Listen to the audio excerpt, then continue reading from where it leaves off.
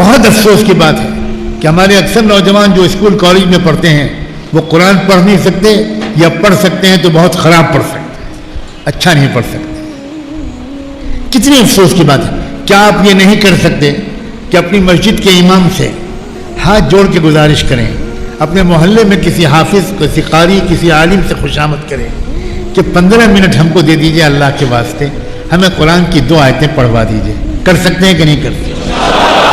یہ حضرت عائشہ تلاش کریں گی، لاؤ ان بدکردار لڑکیوں کو لاؤ، حضرت فاطمہ ڈھونڈیں گی اور تمہارا گریبان ہوگا اور ان امہات المومنین کا ہاتھ ہوگا اور تم کو پیش کر دیں گی اللہ کے سامنے۔ اللہ ان سے یہ کہیے کہ ان کو زنا کرنا تھا، ان کو بدکاری کرنی تھی، ان کو بے حیائی کرنی تھی تو ہمارا نام بدل دیتی، ہمارے نام کے ساتھ انہوں نے بے حیائی کی ہے، اللہ ان کو پہلے سزا دیجئے تب ہم کو جنت میں بھیجیے۔ کیا کرو گی بیٹیوں؟ کوئی جواب دن پڑے گا؟ ایک سمندر ہے جاہلیت کا جس میں ہم جی رہے ہیں، اور یہ میں ڈرانے کے لیے نہیں کہہ رہا ہوں، ہم کو تم کو جاہلیت کا مقابلہ کرنا ہے، ہم کو تم کو جاہلیت سے لڑائی کرنی ہے، ہم کو تم کو جاہلیت سے ٹکر لینا ہے، ہم کو تم کو جاہلیت سے چھٹکارا دلوانا ہے، ہم کو تم کو جاہلیت کے سامنے جھکنا نہیں ہے۔ کہو نا انشاءاللہ، ہلکی آواز میں کہہ رہے ہو۔ اللہ تعالیٰ تمہارے اندر یہ جذبات پیدا کرے، پہچانو جاہلیت کو۔ کیسے لڑیں گے جاہلیت سے؟ سب سے پہلے اپنے ایمان کو مضبوط کرو، سب سے پہلے اپنا یقین، اللہ ویسے ہی ہیں جیسے اللہ نے اپنا تذکرہ کیا ہے۔ اللہ قدیر ہیں، اللہ حلیم ہیں، اللہ علیم ہیں، اللہ خبیر ہیں، اللہ سمیع ہیں، اللہ بصیر ہیں، اللہ دن کو رات سے اور رات کو دن سے نکالتے ہیں، اللہ مردہ کو زندہ سے، زندہ کو مردہ سے نکالتے ہیں، اللہ سخی ہیں، اللہ معاف کرنے والے ہیں۔ اے اللہ معاف کر دیجئے، ہم سب کو معاف کر دیجئے اللہ۔ اللہ غفور ہیں، اللہ حلیم ہیں، اللہ ودود ہیں، اللہ غفار ہیں، اللہ ستار ہیں، اللہ لطیف ہیں۔ اللہ کے اندر خوبصورت صفات کا ذخیرہ ہے۔ اللہ سے بڑا کوئی مہربان نہیں، اللہ سے زیادہ پیار برسانے والا کوئی نہیں، اللہ سے زیادہ بے لوث محبت کرنے والا کوئی نہیں۔ ایمان درست کرنا ہے، اللہ کو پہچاننا ہے، اللہ کی قدرت کو پہچاننا ہے۔ فلاں سنگھن کی طاقت کچھ نہیں اللہ کی طاقت کے سامنے، فلاں سرکار کی طاقت کچھ نہیں اللہ کی طاقت کے سامنے۔ اللہ کی طاقت کے سامنے نہ فرعون کچھ تھا، نہ حامان و شداد کچھ تھا، نہ ابو جہل اور ابو لہب کچھ تھا۔ آج کے ابو جہل، آج کے ابو لہب، آج کے ظالم، آج کے شرک کے علمبردار بھی اللہ کی طاقت کے سامنے مکڑی کے جالے کے سے بھی زیادہ کمزور ہیں۔ ہمیں ڈرنا نہیں ہے، ہمیں بندے ماترم نہیں پڑھنا، ہمیں جے شری رام نہیں کہنا، ہم کو کلمہ پڑھنا ہے، ہم کو توحید پر جینا ہے، ہم کو شرک قبول نہیں کرنا، اپنے بچوں کو شرک نہیں کرنے دینا، ہم کو ایسے اسکولوں میں اپنے بچوں کو نہیں بھیجنا جن اسکولوں میں ہمارے بچوں سے توحید چھینی جا رہی ہو، ایمان چھینا جا رہا ہو۔ جاہلیت سے کیسے لڑنا ہے یہ سمجھانا چاہ رہا ہوں۔ خالی مسجد میں کہہ کر انشاءاللہ کہہ کر جاہلیت سے جنگ ختم نہیں ہو جائے گی۔ یہاں سے یہ ارادہ جاگے گا، ہمیں کسی سے نہیں لڑنا، کسی پارٹی سے نہیں لڑنا، کسی دھرم کے ماننے والوں سے نہیں لڑنا، سب ہمارے بھائی ہیں، ایک ماں باپ کی اولاد ہیں، ایک رب کے بندے ہیں۔ ہمیں ہندوؤں کے ساتھ بھی بہترین برتاؤ کرنا ہے، ہمیں سکھوں کے ساتھ بھی، ہمیں عیسائیوں کے ساتھ بھی، ہمیں ملحدوں اور دہریوں کے ساتھ بھی بہترین برتاؤ کرنا ہے۔ ہمیں کسی پولیس والے کو اپنا دشمن اور مخالف نہیں سمجھنا ہے۔ پولیس کا محکمہ، میں پورے ملک میں گھوم کر یہ بات کہہ رہا ہوں کہ پولیس کے لوگ دن رات ڈیوٹی دیتے ہیں ہماری حفاظت کے لیے، امن و انصاف کو قائم کرنے کے لیے۔ ان کو وقت پر کھانا کم ملتا ہے، ان کو وقت پر چائے کم ملتی ہے، وہ ہماری تمہاری حفاظت کے لیے انتھک محنت کرتے ہیں۔ ہمیں پولیس والوں کو کا شکریہ ادا کرنا ہے، ان سے اچھے تعلقات بنانے ہیں، بار بار ان سے جا کر کہنا ہے کہ ہم آپ کا شکریہ ادا کرنے آئے ہیں، آپ کا دھنیہ واد کرنے آئے ہیں۔ آپ نے، ہم بے خبر سوتے ہیں اور آپ جاگ کر پہرا دیتے ہیں، آپ کو اپنی فیملی کے پاس مہینوں جانے کا موقع نہیں ملتا۔ ہم حاضر ہیں، کوئی ایسی مدد جو ہم آپ کی کریں اور اسے شہر میں امن و شانتی قائم کرنے میں مدد ملے، ہم تیار ہیں۔ ہمارا جھگڑا کسی سے نہیں ہے، کسی ہندو سے نہیں، کسی پارٹی سے نہیں، کسی سکھ سے نہیں، کسی پولیس والے سے نہیں، ہمارا جھگڑا رشوت سے ہے، ہمارا جھگڑا سود سے ہے، ہمارا جھگڑا شراب سے ہے، ہمارا جھگڑا ڈرگ سے ہے، ہمارا جھگڑا جھوٹ سے ہے، ہمارا جھگڑا ظلم سے ہے، ہمارا جھگڑا لڑکیوں کی عزتوں کو لوٹنے سے ہے، ہمارا جھگڑا مورتی پوجا سے ہے، ہمارا جھگڑا شرک سے ہے، ہمارا جھگڑا ان تمام چیزوں سے ہے جو غلط قسم کی سماج میں پھیلائی جا رہی ہیں۔ سمجھدار مسلمان بنو، باہمت مسلمان بنو، حوصلہ مند مسلمان بنو، باشعور مسلمان بنو، ہر طرح سے واقفیت حاصل کرو۔ ایمان کے بعد ہم کو علم پر محنت کرنی ہے۔ اے خدا کے بندوں، میں تم سے شکایت بھی کروں یا درخواست کروں، جیسا سمجھ لو تم۔ آپ بتاؤ، کیا آپ لوگ اسلامی کتابیں دھیرے دھیرے خرید کر پڑھتے ہو؟ میں فضائل اعمال کے بارے میں نہیں پوچھ رہا ہوں، میں پوچھ رہا ہوں کیا اپنے پیسوں سے خرید کر اسلام پر تھوڑی تھوڑی کتابیں علماء سے پوچھ کر خرید کر پڑھنے کا رواج ہے؟ علم حاصل کرو، مگر یہ اب شرط یہاں کے ذمہ داروں کی ہیں جن کے میں نے نام لیے، یہ مجھے یاد دلائیں کہ میں ان کتابوں کی فہرست لکھ کر بھیج دوں۔ یہ ان کی ذمہ داری ہے کہ مجھے یاد دلائیں، میں کتابوں کی فہرست بھیجوں گا۔ آپ لوگوں کی ذمہ داری ہے کہ مسجد ان کتابوں کی فہرست کو لٹکا دیں اور وہ کتابیں یہاں منگوا کر کہیں پر رکھ بھی لیں، تاکہ لوگ یہ بہانہ نہ کریں کہ وہ کتاب مل نہیں رہی ہے۔ ہر مہینے میں ایک چھوٹی سی کتاب نہیں خرید سکتے۔ کتنے پیسے چائے پر چلے جاتے ہیں، کتنے پان اور آئس کریم پر چلے جاتے ہیں، کتنے پیسے ٹیلی فون چارجنگ پہ چلے جاتے ہیں۔ اگر کتابیں رکھو اور وہ کتابیں پڑھو، اگر آپ اردو نہیں پڑھ سکتے، اول تو یہ بہت بڑا ظلم ہے کہ آپ اردو نہیں پڑھ سکتے، بہت بڑا ظلم ہے، یہ بہت بڑا ظلم ہے۔ پھر بھی ہمارے بزرگوں نے بہت سی کتابیں ہندی میں کروا دی۔ کتابیں پڑھو، علم حاصل کرو، اسلام کو سمجھو۔ خالی اسلام کو بغیر سمجھے عمل کرنے میں مزہ نہیں آئے گا، اکتا جاؤ گے، تھک جاؤ گے، گھبرا جاؤ گے، تم کو دل نہیں لگے گا نماز پڑھنے میں، دل نہیں لگے گا قرآن کے پڑھنے میں، دل نہیں لگے گا نماز جنازہ پڑھنے میں، دل نہیں لگے گا ہفتے میں ایک بار قبرستان جانے میں۔ کتابیں پڑھو۔ میں بہت تاکید سے کہنے آیا ہوں، ہم آپ کے بچوں سے اگر پوچھیں تو آپ کے بچوں کو احد اور بدر کا فرق نہیں معلوم، آپ کے بچوں کو احد کا میدان اور خندق کے پہاڑ نہیں معلوم، آپ کے بچوں کو حضرت یونس کون تھے نہیں معلوم، آپ کے بچوں کو حضرت شیس کون تھے نہیں معلوم، آپ کے بچوں کو حوا کون تھیں آپ کو نہیں معلوم، ہماری بیٹیوں کو حضرت خنسا کون تھیں نہیں معلوم۔ اسلامی تاریخ میں صلاح الدین ایوبی نے کیا کارنامہ انجام دیا نہیں معلوم، ٹیپو سلطان کون تھے نہیں معلوم، شاہ ولی اللہ کون تھے نہیں معلوم، مجدد ثانی کون تھے نہیں معلوم، اورنگزیب کون تھے نہیں معلوم۔ آپ کو کیا معلوم ہے سچن تندولکر کون تھے؟ آپ کو کیا معلوم ہے کہ سنیل گواسکر کون تھے؟ قبر میں پوچھا جائے گا کہ سچن تندولکر کون تھے؟ آخرت میں پوچھا جائے گا، یہ علم آپ کے کام آئے گا کہ سنیل گواسکر کون تھے؟ آپ کو جاننا ہوگا انبیاء علیہ السلام کو، صحابہ کرام کو، غریبوں کی خدمت کرنے والوں کو، شیر شاہ سوری کو، جس نے پشاور سے کلکتے تک کی وہ سڑک بنائی جس طرح کی کوئی سڑک آج بھی نہیں بنائی جا رہی۔ آج سڑک بنائی جاتی ہے تو ٹول ٹیکس لیا جاتا ہے، لوٹا جاتا ہے۔ شیر شاہ سوری نے عوام سے ایک پیسہ لیے بغیر سینکڑوں کلومیٹر کی سڑک بنائی۔ صرف سڑک نہیں بنائی، سڑک کے دونوں طرف ہر کچھ فاصلے پر سائے کا انتظام کیا، سرائے کا انتظام کیا، مسافروں کے ٹھہرنے کا انتظام کیا، گھوڑوں کے چارے کا انتظام کیا، بیماروں کے علاج کا انتظام کیا، اور سب فری۔ عوام سے ایک نیا پیسہ پورے سفر میں، کئی 100 کلومیٹر دور کا سفر، 1000 کلومیٹر سے زیادہ کا سفر کوئی مسافر کرتا تھا، ایک نیا پیسہ اس کا راستے میں خرچ نہیں ہوتا تھا۔ یہ تھے مسلمان حکمراں، لیکن کچھ خبر نہیں ہمارے لوگوں کو۔ آپ کو کالج میں پڑھایا جا رہا ہے کہ مسلمان بادشاہوں نے مندر توڑے، جھوٹ، بالکل جھوٹ۔ آپ کو کالجوں میں پڑھایا جا رہا ہے کہ مسلمان بادشاہوں نے ظلم کیا، 100% جھوٹ۔ اگر آپ صحیح تاریخ کی کتابیں پڑھیں تو آپ وہ کتابیں پڑھ کر کم سے کم اپنے نان مسلم دوستوں سے دوستانہ انداز سے بات تو کر سکیں گے۔ میری بات سمجھ میں آ رہی؟ آپ ان سے بات کر سکیں گے، یار اشوک، یار کملیش، یار Awadhesh, you are best friend of mind, تم میرے بہت بہترین دوست ہو، یہ کیا بکواس ہے؟ یہ کیا پڑھایا جا رہا ہے بھائی؟ سچائی تو یہ ہے، دیکھو فلاں فلاں ہسٹورین نے کیا لکھا ہے، آپ کچھ پڑھتے نہیں ہیں، اور ادھر پروپیگنڈا ہے فلموں کے ذریعے، ادھر پروپیگنڈا ہے سیاسی لیڈروں کی تقریروں کے ذریعے، اور آپ بلا وجہ جرم کا احساس لیے ہوئے سر جھکا کر چل رہے ہیں.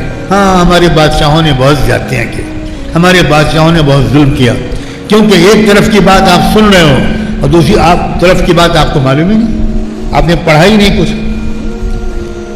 مجھے آج ابھی تک اطمینان نہیں ہو رہا کہ آپ لوگ پڑھو گے کہ نہیں پڑھو.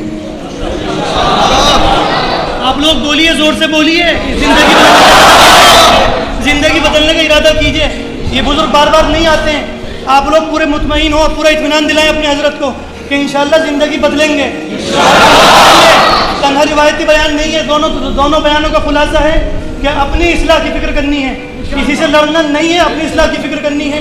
حضرت کو اطمینان دلائیں کہ کتابیں بھی پڑھیں گے اور عمل بھی کریں گے اور زندگی بھی بدلیں گے. میرا عزیزوں یقین دلاؤ انشاءاللہ کمزور ہے تمہارا ابھی. اللہ کی کتاب قرآن کو پڑھو خدا کے بندو. اگر آپ میں سے کوئی قرآن کو نہیں پڑھ سکتا, آج رات توبہ کرے اللہ سے, ابھی توبہ کرے کہ میں کتنا بڑا باغی بندہ ہوں, میں اللہ کے رسول کی دشمن قوم کا فرد بنتا چلا ہوں. میں نے قرآن نہیں پڑھا. ہندی پڑھ سکتے ہیں, میتھمیٹک پڑھ سکتے ہیں, قرآن نہیں پڑھ سکتے ہیں. انا للہ و انا الیہ راجعون. آپ میں سے ہر ایک قرآن کو پڑھنا سیکھے اور اچھے سے اچھا قرآن پڑھے. کہیے انشاءاللہ. بہت افسوس کی بات ہے کہ ہمارے اکثر نوجوان جو اسکول کالج میں پڑھتے ہیں وہ قرآن پڑھ نہیں سکتے, یا پڑھ سکتے ہیں تو بہت خراب پڑھ سکتے ہیں, اچھا نہیں پڑھ سکتے. کتنی افسوس کی بات ہے. کیا آپ یہ نہیں کر سکتے کہ اپنی مسجد کے امام سے ہاتھ جوڑ کے گزارش کریں, اپنے محلے میں کسی حافظ, کسی قاری, کسی عالم سے خوشامد کریں کہ 15 منٹ ہم کو دے دیجئے اللہ کے واسطے, ہمیں قرآن کی 2 آیتیں پڑھوا دیجئے. کر سکتے ہیں کہ نہیں کر سکتے؟ اگر آپ ان عالم کو کچھ ہدیہ بھی پیش کریں تو بہت اچھا ہے. بہت سے علماء اور امام, حافظ, قاری وہ تو یہ بھی کہیں گے کہ نہیں بھائی ہم اللہ کے لیے آپ کو پڑھائیں گے, ہمیں آپ سے کوئی اجرت نہیں لینی. لیکن اگر آپ کسی کو ہدیہ دے دیں تو یہ آپ کی نیکی ہے, وہ نہ لینا چاہیں یہ ان کی نیکی ہے. لیکن آپ اصرار کر کے پیش کریں, 15 منٹ 20 منٹ آپ قرآن کی 2-3 آیتیں روز پڑھیے. اللہ کرے اے نوجوانوں, آج اگر تم نے اس پر عمل کر کے دکھا دیا نا, اگلے سال تک تم اللہ کے چہیتے بن جاؤ گے, اللہ کے پیارے بن جاؤ گے, اچھے مسلمان نوجوان بن جاؤ گے, اپنے ماں باپ کی آنکھوں کی ٹھنڈک بن جاؤ گے, اپنی بہنوں کی عزت و آبرو کی حفاظت بن جاؤ گے. یہی بات میں عورتوں سے بھی کہہ رہا ہوں, یہی بات میں لڑکیوں سے بھی کہہ رہا ہوں. یہ بات بالکل تصور کے لائق نہیں ہے کہ میری کوئی بیٹی, میری کوئی بھتیجی, میری کوئی بچی, قوم کی کوئی بیٹی قرآن نہ پڑھ سکے یا اٹک اٹک کے پڑھے. اس لیے میں سب سے کہتا ہوں کہ قرآن مجید کو اچھے انداز سے پڑھنے کی مشق کرو. اور اس سے آگے بڑھ کر آپ یہ سوچو کہ اگر تمہارے پاس کوئی خط آئے تمہارے دوست کا اور وہ کسی دوسری زبان میں لکھا ہوا ہو. ایک لڑکا فرانس پڑھنے گیا, اب اس نے فرانسیسی زبان سیکھ لی, اس کو شوق ہو گیا کہ وہ فرانسیسی میں لکھے گا. اس نے تم کو وہاں سے خط بھیجا اور شرارت یہ کی کہ فرانسیسی زبان میں لکھ دیا. تو کیا کرو گے تم؟ اس خط کو جزدان میں رکھ کر اور الماری میں رکھ دو گے, چوم کر آنکھوں سے لگا کر اس خط کو اوپر رکھ دو گے, یا پوچھو گے کہ بھائی سنبھل, مراد آباد, رامپور میں فرانسیسی جاننے والا کون ہے؟ پوچھو گے, جاؤ گے اس کے پاس, تلاش کرو گے, اس کے گھر کی گھنٹی بجاؤ گے, ان سے کہو گے کہ سر معاف کیجیے گا, آپ کو تکلیف دی, مجھے جلدی نہیں ہے, میں انتظار کر لوں گا, میرے بڑے چہیتے دوست کا خط آیا ہے. انہیں نالائق نے شرارت یہ کی ہے کہ فرینچ زبان میں, فرانسیسی زبان میں خط بھیج دیا. اب میں کچھ سمجھ میں نہیں آ رہا, مجھے بتایا کسی نے کہ آپ فرانسیسی زبان جانتے ہیں, تو ذرا اس کو پڑھ کے سنا دیجئے, مجھے پتہ تو چلے کہ اس میں کیا لکھا ہے. کمال ہے, دوست کے خرچ کو تم 24 گھنٹے تک بغیر سمجھے جی نہیں سکتے, اللہ کے پیغام کو تم پڑھ رہے ہو اور سمجھ نہیں رہے ہو. کیا بے وفائی ہے, کیا بے حسی ہے, کیا بے غیرتی ہے. اللہ تعالیٰ ہر صفحے 2 صفحے کے بعد مجھ سے تم سے کچھ کہتے ہیں, یا ایھا الذین آمنو, کہتے ہیں کہ نہیں کہتے؟ یہ ایڈریس لکھا ہوا ہے, یہ ایڈریس ہے. اللہ ہم سے کچھ کہہ رہے ہیں, ایمان والوں سے, ایمان والیوں سے, ایمان والے نوجوان لڑکوں لڑکیوں سے، ایمان والے بوڑھوں سے، ایمان والے امیروں اور غریبوں سے، ایمان والے کسانوں اور مزدوروں سے، ایمان والے ٹیچروں اور پروفیسروں سے، اور پتہ ہی نہیں کسی کو کہ اللہ نے ہم سے کیا کہا ہے۔ علماء کی تقریریں سن لینا کافی نہیں ہے، یہ جملہ لکھ لینا۔ آپ کے ذمے یہ فرض ہے کہ آپ کسی عالم کی خوشامد کریں اور قرآن کا کوئی ترجمہ خریدیں اور قرآن کی آیت کا ترجمہ پڑھیں۔ خود ماشاءاللہ علماء نے ترجمے لکھ کر کتب خانے بنا دیے، اردو میں بھی ہے، ہندی میں بھی ہے، انگریزی میں بھی ہے، ملیالم، گجراتی، بنگالی، ہر زبان میں ہے۔ جو زبان آپ کی سمجھ میں آتی ہو قرآن کی تلاوت کرو، ایک پارہ روزانہ ہو سکے تو پڑھو، ضرور پڑھو، لیکن 2-3 آیتوں کو ترجمے کے ساتھ پڑھو۔ میں یہ نہیں کہتا کہ پورا پارہ ترجمے کے ساتھ پڑھو، لیکن میں یہ کہتا ہوں کہ 3-4 آیتیں ترجمے کے ساتھ پڑھ لو، تم کو کچھ نہ کچھ تو سمجھ میں آئے کہ میرے پیارے رب نے مجھ سے کیا کہا ہے۔ اور پھر قرآن بند کر کے اللہ سے کہو کہ اللہ آج میں نے جان لیا کہ آپ نے مجھ سے یہ کہا ہے، اس لیے آج میں وعدہ کرتا ہوں کہ میں اس پر عمل کی کوشش کروں گا۔ آج اللہ آپ مجھے توفیق دے دیں۔ میرے عزیز نوجوانوں، میرے عزیز ترین نوجوانوں، میرے جگر کے ٹکڑوں، تم آج ایک مرتبہ اللہ سے کہہ دو، چپکے کہہ دو، میں 1 منٹ کی خاموشی رکھتا ہوں، 1 منٹ کے لیے میں نہیں بولوں گا، خاموشی سے سر جھکا کر اللہ سے آج یہ کہہ دو کہ اللہ انشاءاللہ کل سے قرآن ترجمے کے ساتھ پڑھنا شروع کر دوں گا۔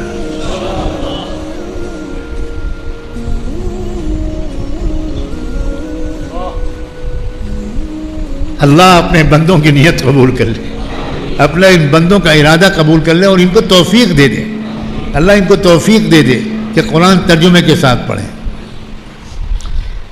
24 گھنٹے میں ایک بار، اور وہ بھی نہیں ہو سکے تو میں اور نیچے اتر کر کہتا ہوں اللہ مجھے معاف کرے، ہفتے میں ایک بار تھوڑی 2 رکعت لمبی نماز پڑھ کر، تھوڑے لمبے سجدے اور رکوع کر کے اللہ سے دعا مانگنا شروع کرو گے بھائی؟ ہفتے میں ایک بار جب تم کو آسانی ہو۔ جمعے کے دن آسانی ہو تو بہترین بات ہے۔ جمعے کے دن شروع ہو جاتا ہے جمعرات کی مغرب سے، جمعرات کی مغرب سے لے کر جمعے کی مغرب تک جمعے کا دن ہے۔ جو وقت ملے اس میں چپ چاپ ذرا سکون سے 2 رکعت نماز پڑھ کے تھوڑی دیر تک 10 منٹ 7 منٹ اللہ سے مانگو، اپنی صحت مانگو، اپنی جوانی مانگو، اپنے والدین کا سایہ مانگو، اپنے لیے اچھی ہم سفر کا رشتہ مانگو، اپنے کاروبار کی ترقی مانگو، بیماری سے شفا مانگو، اپنے مکان کی پوری تعمیر مانگو۔ چھت ٹپک رہی ہے، اللہ انتظام کر دیجئے کہ میرے مکان کی چھت نہیں بن جائے، ٹپکنا بند ہو جائے۔ بیماریوں کے لیے شفا مانگو، جو چاہے مانگو، اور ایمان پر خاتمہ مانگو، ایمان پر زندگی مانگو، مغفرت مانگو، معافی مانگو، جنت مانگو۔ ساقی کوثر رحمت دو عالم صلی اللہ علیہ وآلہ وسلم کا دیدار مانگو، ان کے مبارک ہاتھوں سے جام کوثر پینے کی سعادت مانگو۔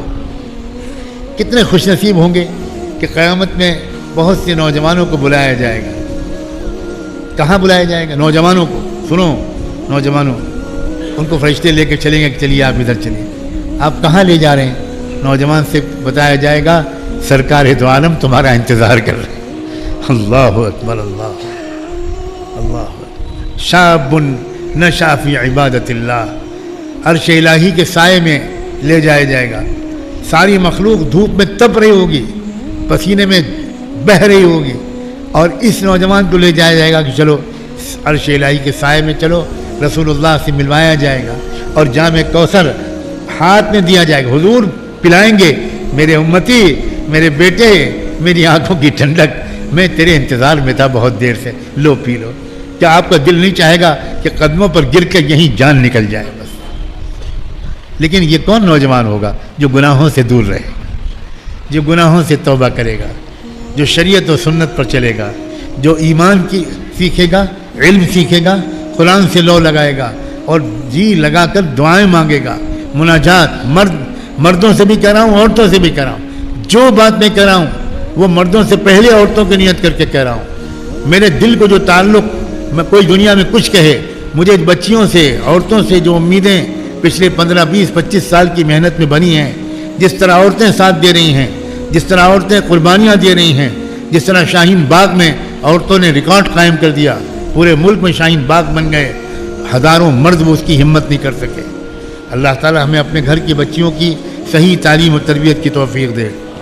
پھر جاہلیت سے لڑنا کیسے ہے؟ ذکر کی طاقت سے لڑنا ہے، روحانی طاقت سے لڑنا ہے۔ ایک تسبیح تو پڑھ لو صبح سے، ایک تسبیح تو پڑھ لو درود شریف کی۔ کیا مطلب؟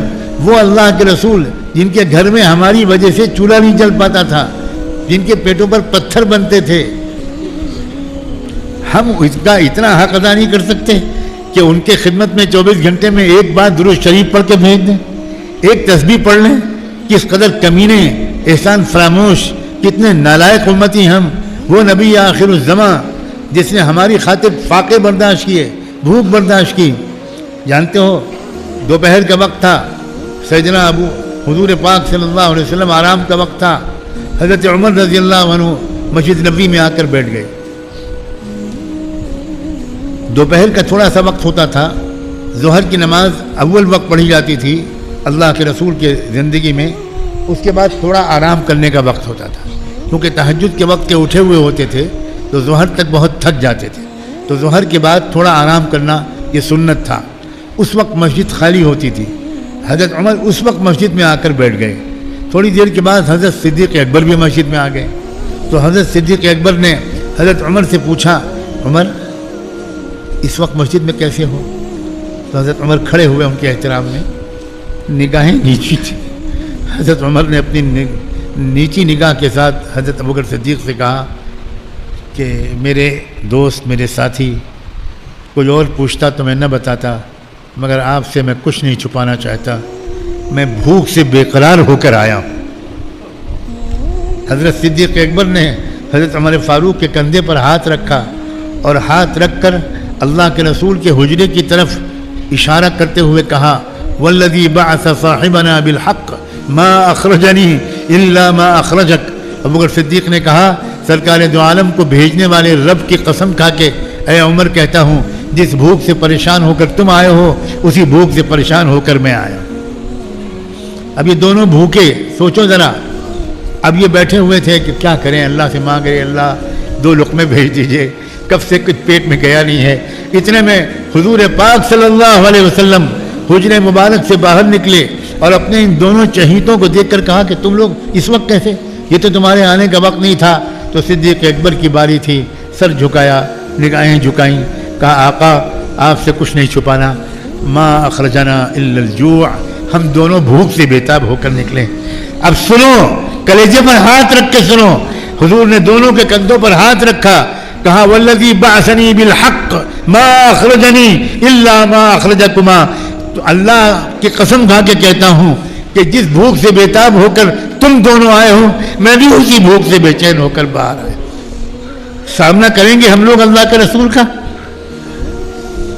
ان کے پیٹ پر بندھے ہوئے پتھر ہمارے خلاف گواہی نہیں دیں گے؟ شاندار کھانے کھا رہے ہو، شاندار شربت پی رہے ہو، بہترین بستروں پر سو رہے ہو، اور جاہلیت چھاتی چلی جا رہی ہے، اور تمہارے دل و دماغ پہ کوئی غم کا بوجھ نہیں ہے، تم کوئی ذمہ داری محسوس نہیں کرتے، تم اپنے بچوں کی صحیح تربیت نہیں کرتے۔